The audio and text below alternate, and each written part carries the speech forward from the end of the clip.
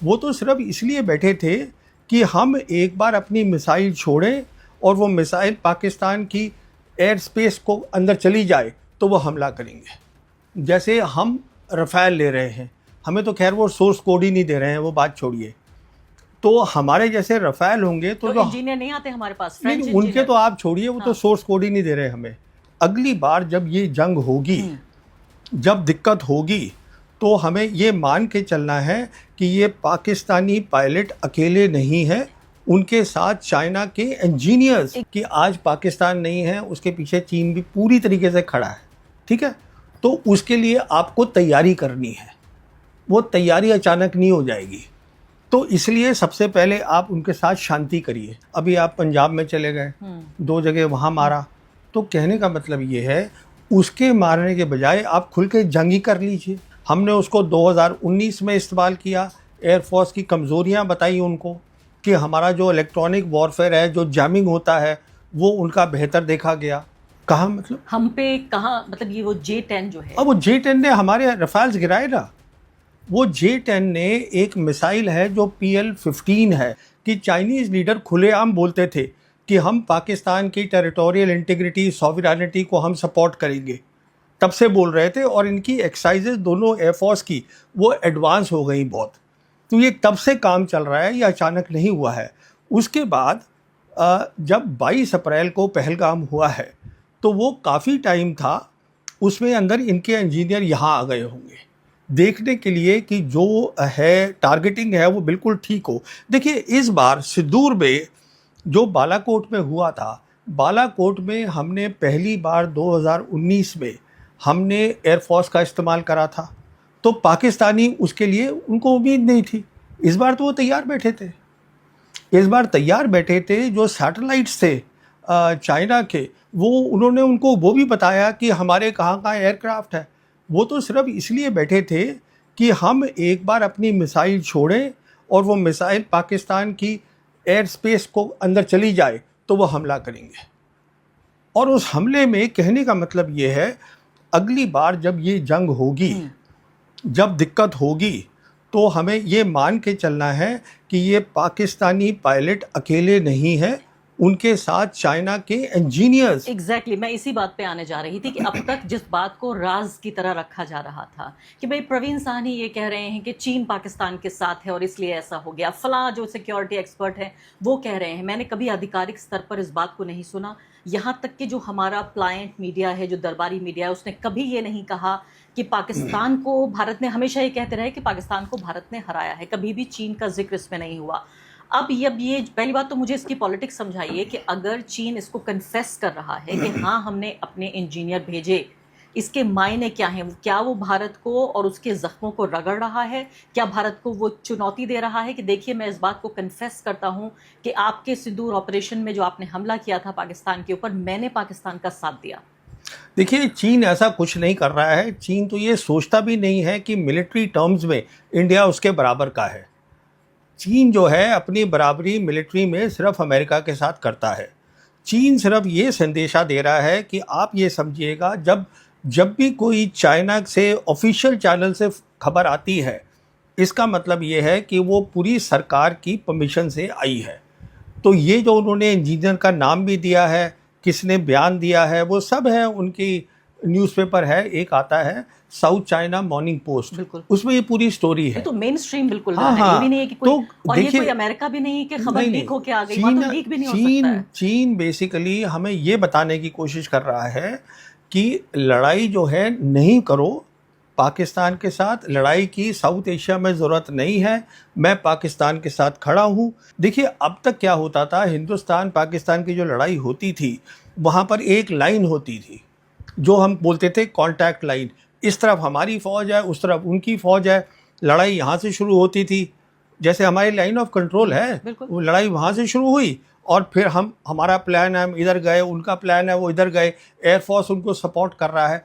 अब तो वो लड़ाई नहीं है, क्योंकि हमने क्या देखा इस बार कि आप जो है मिसाइल्स और ड्रोन्स आप कहीं भी फेंक सकते हैं, डेप्थ में फेंक सकते हैं, जो हमने भी फेंकी उन्होंने भी फेंकी। इसका मतलब है ये वो कॉन्टैक्ट लाइन, रियर, साइड, ये वो बैटलफील्ड का, पूरी बैटलफील्ड एक हो गई है। हम्म। ये तो पूरी बात बदल गई ना अब। इसका मतलब ये है कि अब जो लड़ाई है जो है वो एक बहुत खतरनाक लड़ाई होगी। उसका कन्वेंशन जिसे हम कहते हैं थ्रेशोल्ड वो बहुत कम हो गया है। सिर्फ यही बात नहीं है, पाकिस्तान जो है जो उनकी आप देखिए ज्योग्राफी एकदम सीधी सी है और वहाँ पे उनकी बहुत सारी न्यूक्लियर फैसिलिटीज़ है, इंफ्रास्ट्रक्चर है। पाकिस्तान मिलिट्री से हमें ताकत बनानी है कि हम उनके सामने खड़े हो सकें। अगर उनको पता चल जाएगा आपके पास ताकत है लड़ाई लड़ने की उनके सामने, तो वो ये कम कर देंगे काम लेकिन जो कर रहे हैं। पाकिस्तान तो छिप के लड़ रहा है। पाकिस्तान कहाँ लड़ रहा है भारत से? अगर वो चीन की सपोर्ट से लड़ रहा है या अमेरिका की नहीं सपोर्ट नहीं से नहीं लड़ नहीं रहा नहीं है? नहीं नहीं नहीं, ये देखिए पाकिस्तान पहले भी हमसे जंग कर चुका है। और हार ये भी चुका है। नहीं पाकिस्तान नहीं हारा है। देखिए ये मैंने कई बार पहले भी बोला है कि जो मिलिट्री लाइन बनी थी, पहली जंग हुई थी कश्मीर की और उसके बाद मिलिट्री लाइन बनी 1 जनवरी 1949 को, वेस्टर्न सेक्टर में आज भी कायम है। उसको हम लाइन ऑफ कंट्रोल बोलते हैं। यानी नई लाइन बन गई। नहीं वही लाइन है, थोड़ी उसको इधर उधर करा हमने। अगर हमको ताकत होती उनको पूरा हराने की तो वो लाइन ही ग्राउंड पे नहीं होती। वो कहाँ कर पाए हम? लड़ तो पाकिस्तान ही रहा है ना, उनके पायलट्स चला रहे हैं एयरक्राफ्ट। अब अच्छी बात यह है कि क्या हुआ उनके पर्सपेक्टिव से। नॉर्मली क्या होता है, जैसे हम रफ़ेल ले रहे हैं, हमें तो खैर वो सोर्स कोड ही नहीं दे रहे हैं, वो बात छोड़िए। तो हमारे जैसे रफ़ेल होंगे तो जो इंजीनियर नहीं आते हमारे पास, नहीं उनके तो आप छोड़िए, वो तो सोर्स कोड ही नहीं दे रहे हमें। क्या वो तो होता है सोर्स कोड? हाँ, सोर्स कोड का मतलब ये है कि अगर हमें कोई भी तब्दीली छोटी मोटी सॉफ्टवेयर की करनी है, कुछ नई चीज़ लगानी है, कुछ अपने नए हथियार को लगाना है, हमें उनको बुलाना पड़ेगा कि भाई आके कर दो। वो हमें बता ही नहीं रहे।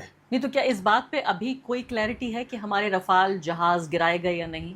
देखिए जहाँ तक गिराने का सवाल है वो उनका कहना है कि हमने इतने गिराए हैं, 4। जो उनके लेफ्टिनेंट जनरल किदवाई हैं उन्होंने 4 के नंबर भी दिए हैं। हम अपनी तरफ से क्या हुआ हम बताना नहीं चाहते। तो पॉलिटिक्स तो मैं ये समझता हूँ कि इंडियन एयरफोर्स को काउंटर टेरर ऑपरेशन पे इस्तेमाल करना ही नहीं चाहिए था। ये है सीधी सी बात, क्योंकि इंडियन एयरफोर्स जो है वो हमारी सबसे एलीट सर्विस है। हमने उसको 2019 में इस्तेमाल किया, एयरफोर्स की कमज़ोरियाँ बताई उनको कि हमारा जो इलेक्ट्रॉनिक वॉरफेयर है, जो जैमिंग होता है, वो उनका बेहतर देखा गया हमारे से। फिर इसमें कुछ कमज़ोरियाँ निकली हैं जो जिसका मैं जिक्र नहीं करना चाहता हूँ। जब खबर बाहर नहीं आती है तो आपको कैसे पता लगता है ये सब? किस चीज़ में? जब ये खबरें बाहर, जब मीडिया छाप ही नहीं, वो देखिए वो ऐसा होता है कि एक तजुर्बा भी होता है, आप देख लेते हैं। हाँ, तो एक तजुर्बा है मेरा भी। मैं भी फ़ौज को 1977 से देख रहा हूँ, तो बहुत पुराना रिश्ता है, तो मैं समझता हूँ ये क्या हो रहा है। पर ये पहली बार देखा है मैंने। खतरनाक कॉम्बिनेशन है कि एक सैनिक अब पत्रकारिता कर रहा है। नहीं वो देखिए उसे सेना के बारे में भी पता है और पत्रकारिता क्योंकि भी कर रहा है। मैंने पढ़ा भी है इसको कितने साल, कोई 45 साल के करीब तो मैंने इस पर स्टडीज़ करी है, तो मुझे समझ में आ जाती है बात कहने की। पर मेन मुद्दा ये है जो मैं आपसे कह रहा था कि काउंटर टेरर ऑपरेशन पे मैं समझता हूँ एयरफोर्स का कभी इस्तेमाल नहीं करना चाहिए। बिल्कुल नहीं करना चाहिए, क्योंकि एयरफोर्स का इस्तेमाल होता है आपको मिलिट्री टारगेट्स पे हिट करना, ये होता है जो उन्होंने दोनों बार किया। 2019 में भी किया उन्होंने और उन्होंने अब भी किया। और आतंकवादी ठिकानों पे हमला करना हो तो क्या करेंगे? नहीं, उसके लिए कहाँ पर, उसके लिए आप अपना आर्मी यूज करिए ना।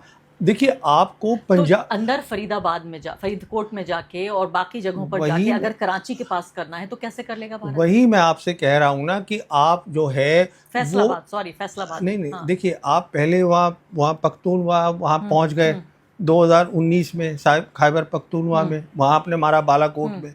अभी आप पंजाब में चले गए, 2 जगह वहाँ मारा। तो कहने का मतलब ये है उसके मारने के बजाय आप खुल के जंग ही कर लीजिए। यानी आप ये कह रहे हैं एयरफोर्स नहीं होना चाहिए, 2 फौजी आमने सामने हो और बिल्कुल आर्मी। देखिए 1990 से जो कश्मीर है, जो डिस्प्यूटेड है, वहाँ पे दोनों साइड आर्टिलरी भी खोलती हैं, दोनों साइड रेड भी करती थी, काउंटर टेरर वही रेड सब कुछ होता था। तो पर कभी एयरफोर्स का इस्तेमाल नहीं हुआ। तो ये वही बेसिक मुद्दा आ जाता है। ये सरकार ने सोचा है, उनकी ये नीति आ गई कि हम जो है एयरफोर्स को इस्तेमाल करेंगे ये सरकार की सोच है और एयरफोर्स इसमें राजी हो गई, ये एयरफोर्स की सोच है। क्या ऐसा भी संभव है आज की तारीख में कि एयरफोर्स ये कह दे कि भाई अगर डिफेंस मिनिस्टर या प्राइम मिनिस्टर कुछ कह रहे हैं उसको मना कर सकती है नहीं एयरफोर्स? देखिए, एयरफोर्स देखिए, जब कोई एयर चीफ होता है या आर्मी चीफ होता है या नेवी चीफ होता है, अगर आप चीफ बन गए ये सबसे बड़ी बात है। दूसरी बात, आपकी जो पूरी फौज होती है वो आपके इशारे पे काम करती है, आपके इशारे पे वो जान देने को तैयार है। इस बात को आप समझिएगा, ये बात लोगों की समझ में नहीं आती। जवान जो होता है वो देश के लिए नहीं मरता है, जवान जो होता है वो अपनी यूनिट की, अपनी आर्मी की इज्जत के लिए मरता है। इस बात को समझिएगा कि मेरा जो साथी है, जो मेरा दोस्त है, वो मेरी यूनिट में है, तो वो लड़ रहा है तो मुझे भी लड़ना है। देश बाद में आता है। ये सोच है कि पहले ये आता है कि अगर मुझे हुक्म मिला है, मेरे सीओ ने दिया है, चीफ ने दिया है, तो मुझे ये करना है। अब मैं वापस J10 पे जाती हूँ। आप जी। ये कह रहे हैं कि भाई इंजीनियर्स आए और उन्होंने मदद की और बाकायदा यहाँ हमारे ऊपर हमला हुआ। कहाँ हमला हुआ? कहा मतलब? हम पे कहाँ? मतलब ये वो J10 जो है, अब वो J10 ने हमारे रफाल्स गिराए ना। वो J10 ने एक मिसाइल है जो PL-15 है, जिसमें ये बताया गया है कि 143 किलोमीटर पे, इसको हम बोलते हैं BVR, बियॉन्ड विजुअल रेंज। जैसे आप और हम बैठे देख हैं, नहीं सक पा रहे हैं हम। हाँ। हम आप उधर की पायलट हैं, मैं इधर का पायलट हूँ, हम दोनों मतलब एक दूसरे को नहीं देख रहे हैं। हम कोई 100 किलोमीटर पीछे हैं और उसके बाद भी मैंने अपना रडार बंद करा हुआ है। टारगेट मुझे कहीं और से मिल रहा है कि आप यहाँ बैठे हैं, वो टारगेट मैं लेके वहाँ से मिसाइल छोड़ रहा हूँ और वो एक्यूरेट जाके लग रही है। और क्या? मैं ऑप्शन ये है, आप समझिएगा कि आपका दुश्मन कौन है। तो दुश्मन सबसे पहले तो ये समझिए कि आज पाकिस्तान नहीं है, उसके पीछे चीन भी पूरी तरीके से खड़ा है, ठीक है। तो उसके लिए आपको तैयारी करनी है, वो तैयारी अचानक नहीं हो जाएगी। तो इसलिए सबसे पहले आप उनके साथ शांति करिए। और वो हिडन हैंड जो था, वो इसलिए कर रहे हैं, वो इसलिए कर रहे हैं क्योंकि वो चाहते हैं कि आप कश्मीर पे बात करिए। हम कश्मीर पे बात करना नहीं चाहते हैं। मैं कहने की ये कोशिश कर रहा हूँ कि मिलिट्री ऑप्शन नहीं है। मैं ये कहने की कोशिश कर रहा हूँ कि कि राजनीतिक सॉल्यूशन है, आप ये कह रहे हैं? जी हाँ, आपको इस समय दुनिया बदल चुकी है, आप उनसे बातचीत करिए, चाइना से बातचीत करिए, लड़ाई में मत पड़िए, लड़ाई की तैयारी करिए, जैसे हम बोलते हैं डिटरेंस। तो यानी अगर करना भी पड़े लड़ाई तो हम तैयार रहें, इस दौरान शांति होनी अगर आपके पास ताकत होगी तो लड़ाई की जरूरत भी नहीं पड़ेगी। और पोजीशन ऑफ स्ट्रेंथ से लड़ेंगे। नहीं, हम लड़ेंगे ही नहीं। लड़ेंगे मैं आपको बता रहा हूँ ना, अगर आपके पास, देखिए, चाइना आकर अप्रैल 2020 में हमारी ज़मीन पे बैठा है ईस्ट लद्दाख में, हमने क्या उनसे लड़ाई कर ली? हम, अगर आप याद करिएगा, जो हमारे विदेश मंत्री हैं जयशंकर, जब उनसे ये सवाल पूछा गया तो उन्होंने कहा, how can I fight with a country which is 5 times my economy. अरे भाई, ये इकॉनमी की बात नहीं है, मिलिट्री ताकत की बात है। हमने इस बात को भांप लिया और उन्होंने भी भांप लिया कि हम आके बैठ जाएंगे, आप कुछ भी नहीं कर सकते। वो आज भी बैठे हुए हैं। लेकिन उस समय जो था, जब प्रेसिडेंट बुश ने डिक्लेयर करा था ग्लोबल वॉर ऑन टेरर, उसके बाद ये दुनिया में इशू बन गया टेररिज्म। अभी जो इशू है वो एक अलग इशू है, which is about state Wars.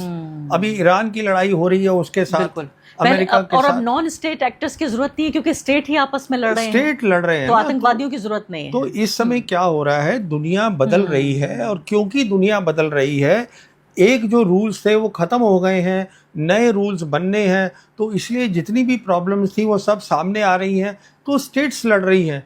ये आतंकवादी जो है, एक का आतंकवादी जो होता है, एक का, वो दूसरे का कुछ और होता है। तो कहने का मतलब ये है कि हमें अपनी एयरफोर्स को, मैं शुरू से बोल रहा हूँ, ये एक गलत चीज़ है। एयरफोर्स को कभी इस्तेमाल नहीं करना चाहिए। अब देखिए, वो कोशिश करी गई थी पाकिस्तान में, आपको याद है 11 अप्रैल को ये बातचीत हुई थी और 21 घंटे के अंदर JD वैंस वापस आ गए। तो मतलब बात ये है, आपकी ये एरोगेंस जो है कि हम सबसे बड़ी ताकत है दुनिया की, वो ख़त्म हो गई है। या तो आप आके बात करिए, या आपको नहीं बात करनी तो आप लड़ाई लड़िए। अब लड़ाई में आपको क्या हासिल होगा?